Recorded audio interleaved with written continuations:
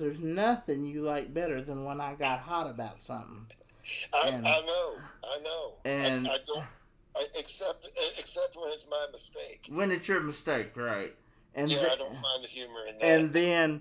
and then I dog you until I get it exactly like I want it. Yeah, yeah. So let's re-examine this. Who's really the boss here?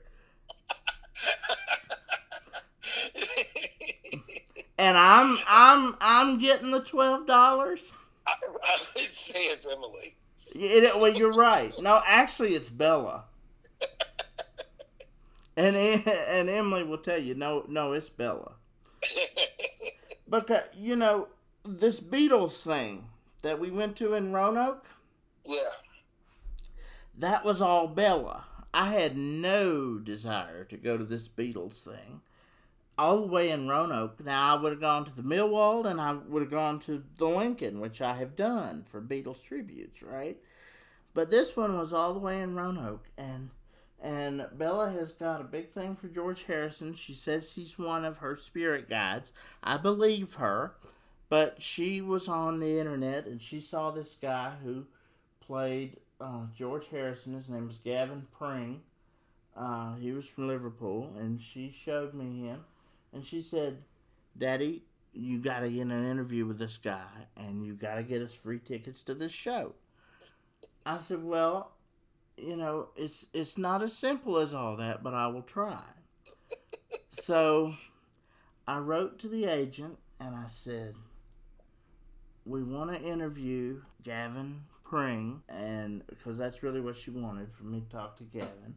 So she said, "Well, Gavin's not going to be in the show at Roanoke, but we'd still let you interview Gavin."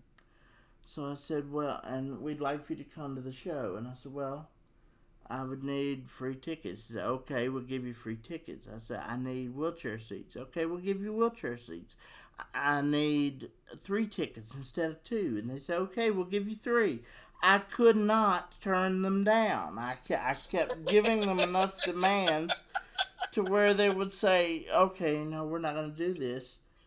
But they kept giving me everything I wanted. I couldn't refuse them. So because of Bella, I got to interview that guy, and we got to go to Roanoke and got free tickets. She has the power. So which of all the Beatles tributes you've seen, which was the best? That's an excellent question, and they were really good. But I have to say that I really enjoyed the tribute that came to the Millwall that was Brit Beat, because Yeah. they had a video that accompanied with, and it was like you were in the audience of the Ed Sullivan Show, and that was really cool. They had it like it was a like you were in a Twilight Zone episode, and you were going back in time, and it followed you all the way through, which is more the nostalgia part. Is more of what I like about the Beatles than anything else. And I'm a transplant Beatle fan, because my wife was the Beatle fan, and then my daughter became the Beatle fan, and then I properly brainwashed my daughter to be a Genesis fan, and that was her first concert. So. And that's where everything goes off the rails. You said the greatest singer of all time, or at least what you implied that day when we would get into these hour-long arguments, which we very often do on a typical work day. Was Willie Nelson, Mr. Holding My Nose as I sing this song. Willie Nelson. I don't know that I ever said he was the greatest vocalist of all time. I said that he is one of the greatest songwriters of all time. And I mean, Crazy is a great song, and I like Willie. I think he's a great dude. And he wrote that the same day he wrote Funny How Time Slips Away and Hello Walls, all in the same day. And then he goes into the vocal booth and he holds his nose and he records them. Great. I shed a tear when I saw Willie. You know, I did not shed a tear when I saw Phil Collins. I froze. I froze. I froze solid.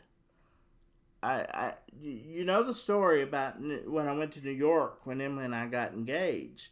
That was a whole big 4 or 5 column run too. Yeah. I was gonna propose to Emily at the show and all this wonderful planned out thing, and then I get to in line to to to go into the venue, and I realize I have the wrong set of tickets, and my Phil Collins tickets are back home in Virginia. So I'm having one of my Andy Rooney spells, and the guy says, if you show them the card where you pay for your ticket, they will reprint your tickets. So I take off and flip around the corner of 52nd and Broadway and almost turn myself over in my power chair at Broadway and 52nd. And some big burly cop sits me back up in my chair and says, "Where you going, sir?" I said, I just get these tickets. And he said, "You sit here, we'll go take care of it for you." And somebody that knew the band came and got me and said, "Come sit at the back door." And Phil's assistant came and handed me these tickets. And I should have asked to meet him then, but I figured I've come this far. I don't want to get thrown out of the place. So as we're going in, my wife points out that he's standing there with his back to me. And I try to say Phil, and the only thing that comes out is, and I am frozen solid.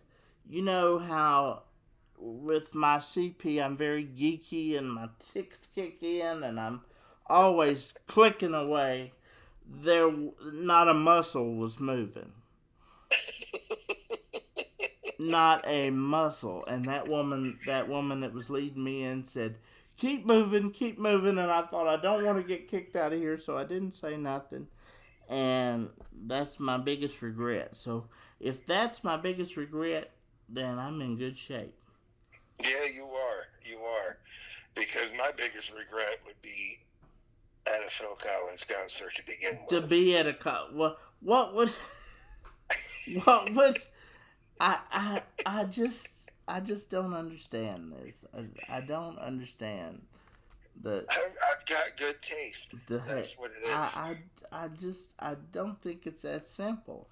I think you've been subjected to some sort of childhood trauma. There's some. Oh yeah. Because I was 7 years old when In the Air Tonight came out. That was my childhood trauma. But I will tell you that, you know, whatever geekiness that you have about Phil Collins, Jeff's got it too. Cause I'm serious. I was in the office one day talking to him, and my phone rings, and my ringtone is the studio, and he was legit like tripping out, like I had to turn the phone off for him to stop jerking it, and he wasn't playing either. It was, and for some reason, Bohemian Rhapsody does that to me. So I felt sympathy for him because he looked like I did when Bohemian Rhapsody comes on the radio. It's like those people that can't eat cilantro because it tastes like soap to them. It's a genetic thing. I guess. Probably more evolved. I guess. Oh, well, you say so. Listener. I was gonna say a missing chromosome. So you know, or like one's kind of shaved off there somewhere. Like that same one that just stared at me after you read my portfolio, and I'm dying to hear what you're gonna say, and you're catatonic for a minute and a half, and I'm dying. My sphincter was sore from holding everything as tight as possible, waiting for your response. So, all that being said, it's been a great 20 years, hasn't it, boss? It has. I'm looking forward to the next 20. Yeah. Do you really think we're gonna hold in there another 20 years? Not a chance. Not a chance. Are we gonna make it to the end of this one? There's a chance. There's a chance. But everybody has said, they've all said, we're going any day. We're going down. I don't even know whether I should turn in one next week or not. We even had one where we were furloughed, but you said, yeah, keep turning them in because they're going to print them all at one time, which was the craziest thing I'd ever heard in my life. But they did.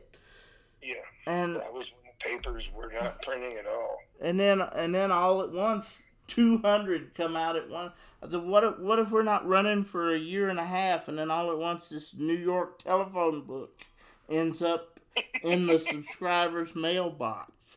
And it'll be nothing but strictly observing. Strictly observing. Well, at least you got quality stuff. There you go. As long as it's not about Phil Collins.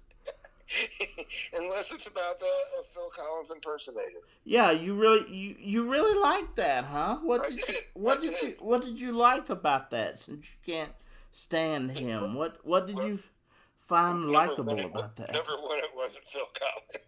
Just it doesn't matter if he's doing Phil Collins. Just the fact that it's not him. No, I mean that one was.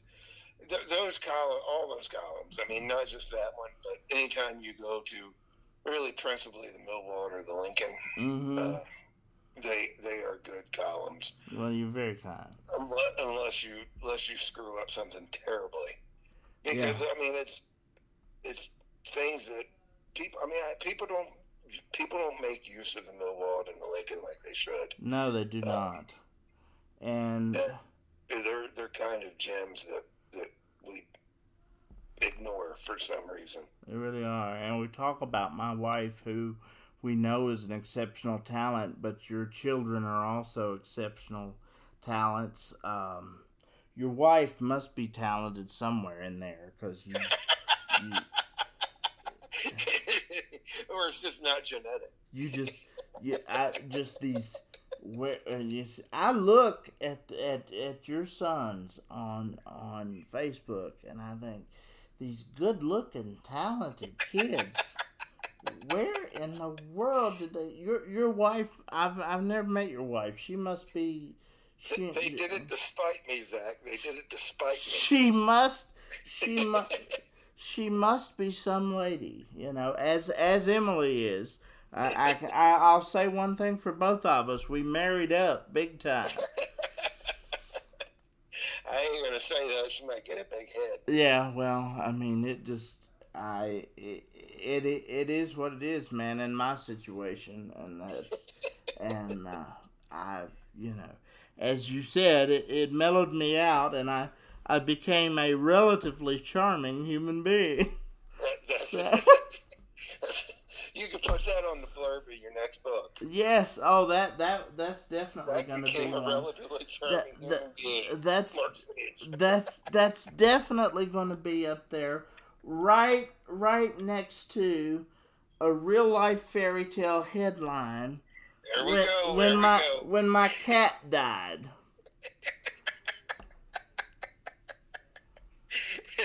I'm a busy man, Zach. I don't have time to check all my headlines. I had just done a column on the story that I just told about my engagement and my wedding, and the book was called A Real Life Fairy Tale because it really felt like a fairy tale at that time. And then the next week, unfortunately, my cat died. And I wrote a column about that. And you had online, you posted The Ninth Life, which was very tongue-in-cheek, very appropriate. But when you open the paper, it says a real-life fairy tale, and then it's talking about a dead cat. I wish I could blame that on somebody, but that was all me. And if I'm still writing when you die, that's going to be in your obit. That would be the best. If if it's not in your obit, I will present it as a eulogy at your funeral.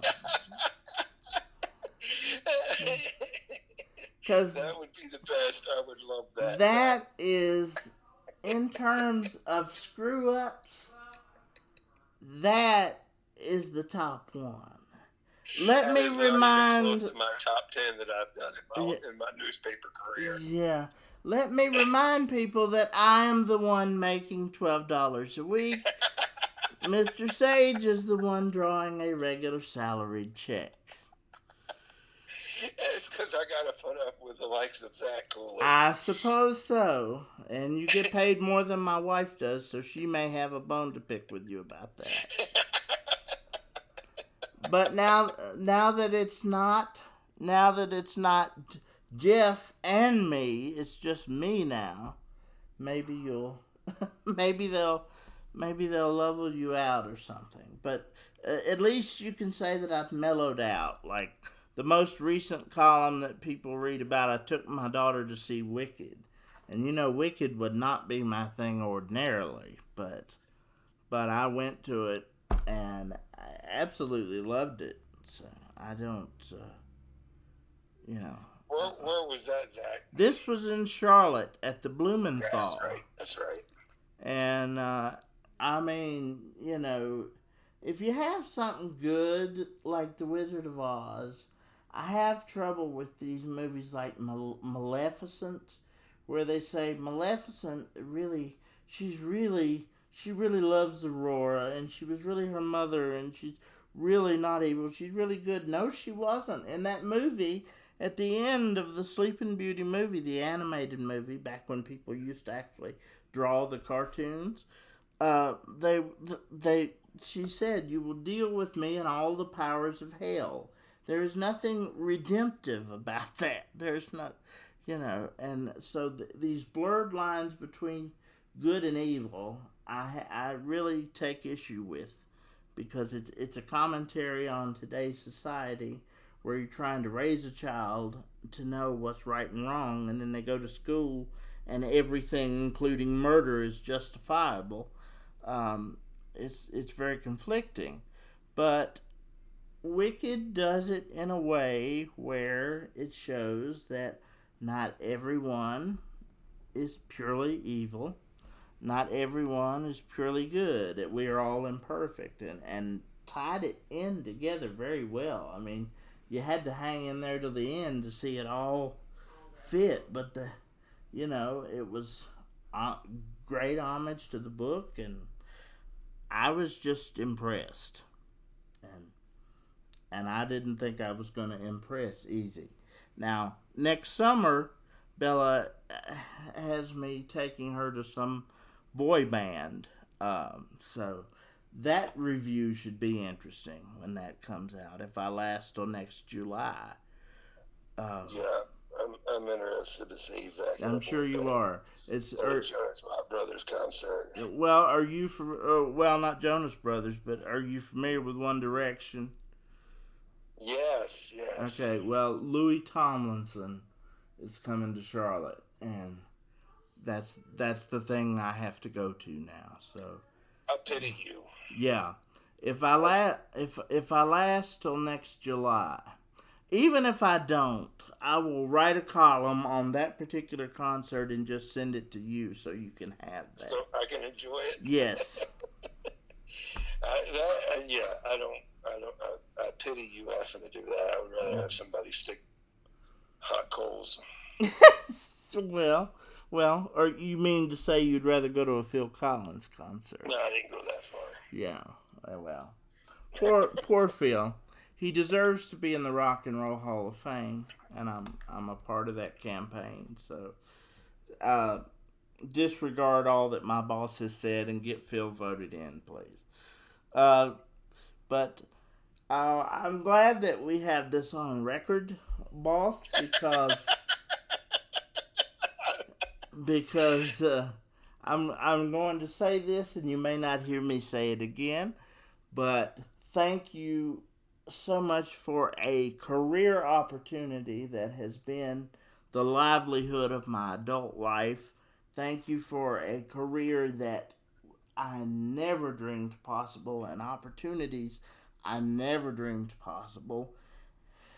And thank you for your friendship, sir. I love you, and I am grateful for everything you have given me in the last 20 years. Well, I mean, in fact, that really touches me, and I mean, I think the world of you. But that was all you're doing. I didn't do anything except say, "Yeah, I'll run you." Well, Everything else you've done, the books, the columns are all yours. The books, the podcast, everything you've done has been you. Like you are a hustler of the first order that everybody should be looking up to. Honestly. well, thank you very much. You're a community minded and a family minded man. You've become charming, and it's a pleasure to be your friend, Zach. Honest to God. Well, thank you for that. And like I said, I'm glad I said it on record because you may not get me to say it again, but Never go say it again. you mean you mean a great deal to me, and I'm very, very grateful that you said yes, I will run you, because in doing that you have afforded me a life that has been rich beyond anything I could have dreamed of. And I'm glad I had some small role in that, but it's all been you, Zach. well, whether we go the next 20 years or the next 2 weeks, I am very grateful for the ride. So thank you very, very much. We'll ride her to the end, Zach. And thank you also to Mr. Jeff Simmons, who unfortunately they didn't unjustly they did not decide to keep on. God rest his soul. And to the people, yeah, may he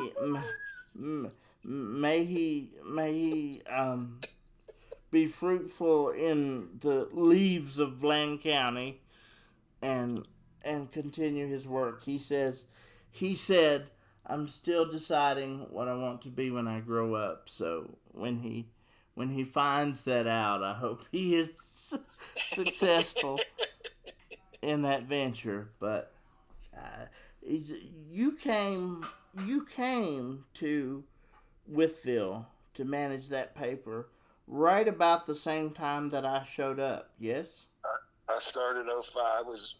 Went from Bristol. I started in Bristol in 2000. Moved to Washington County in 03, and moved up to Withville in 05. Mm-hmm. And I started in 05. Yeah. So, and I remember, I mean, that was a big shakeup. Like, Stephanie had been at Withville forever. Since the late 80s. And then they switched her, and everybody was like, what the heck is going on? And then here comes this curmudgeoned, uncharming, but wickedly funny newspaper columnist who shook up the industry after. That's right. That's right. With my love for Phil Collins. If that is your only fault, I will let it go. Yeah. I think you gotta. If that is my only, which I wish I could say that was, if you consider that a fault, but I wish I could say it was, but I'm still here, and I'm the one that's still running, because thank God you still think it's quality stuff. So I enjoy it, and we will ride it till the end, Zach. Yes, sir. Thank you very much for this wonderful conversation, boss. Yep. I appreciate it. Enjoyed it, Zach. Yes, sir. I will talk to you later. Yes, sir.